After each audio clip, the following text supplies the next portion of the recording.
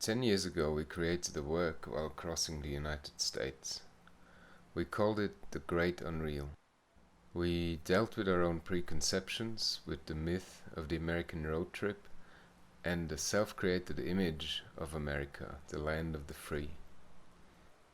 A couple of years later we felt the urge to travel again and leave behind everything we knew. Berlin, where we lived, our studio, our daily routines, and all of the known territories. We asked ourselves what part of the world is for us visually undefined, and then how to deal with the unknown when you don't have anything to reference it to. So we bought an old Land Cruiser and started driving east. It was important for us to stay connected to the ground, to have a physical experience of distance. All in all, we drove 50,000 kilometers from Switzerland to Mongolia and back.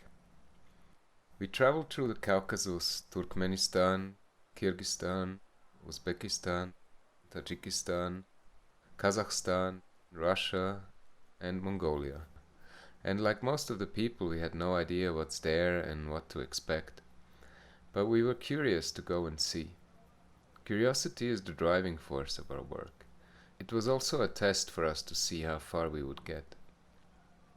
The world we encountered when we drove east is incredibly diverse and intense in many senses.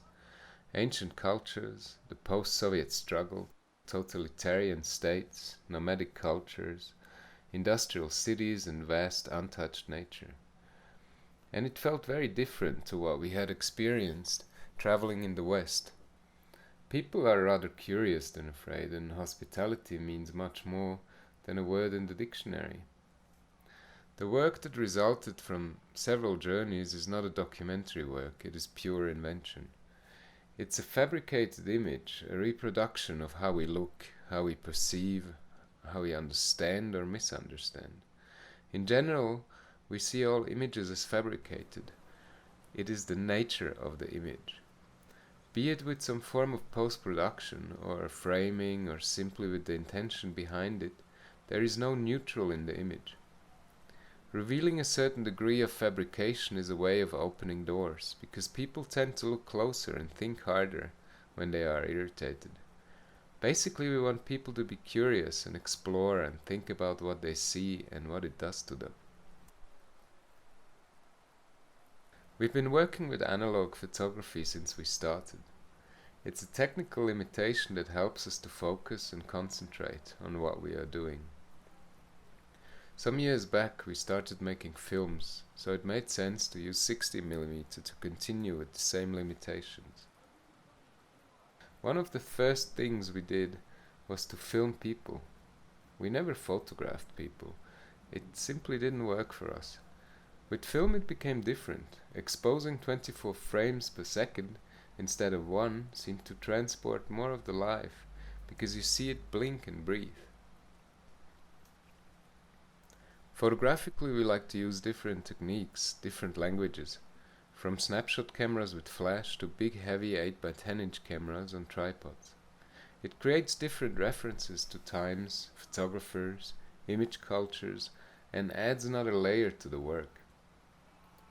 While working on the series we visited museums to see what was stored and collected from the part of the world that we had traveled through. We were lucky to receive permission from the Ethnological Museum in Berlin to work with their collection. They have over 2 million objects. We decided to photograph the objects physically placed on photographs that we had taken on the journey. It felt like bringing them back home. It was like closing a circle, and it became an important part of the series. Many things are up to chance. Sometimes you just look out of the window, scratch the surface, and sometimes there's moments of profound understanding, mainly of yourself in relation to the world. In 100 years, given that our civilization and this work still exist, people might compare what they see to their present time, and mourn the good and beautiful things that vanished, but surely also laugh at the stupidities and naiveties of the time and praise their own improvements. It hopefully becomes a preserved way of how somebody looked at the world at a certain moment in time.